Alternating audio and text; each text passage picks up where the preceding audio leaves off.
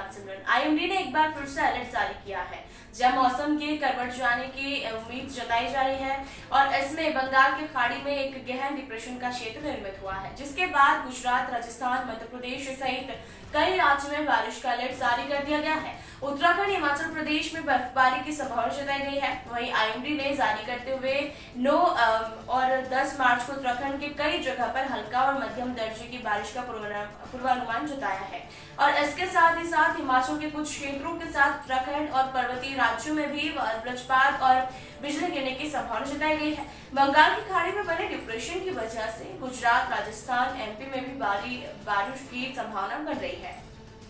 वहीं नई पश्चिमी विक्षोभ का असर हिमालय क्षेत्र में पड़ सकता है। आईएमडी की माने तो मार्च महीने के दूसरे सप्ताह में हरियाणा में तापमान तेजी से बढ़ेगा, लेकिन इन दिनों हरियाणा के मैदानों में क्षेत्र में गर्म हवाएं चलेंगी।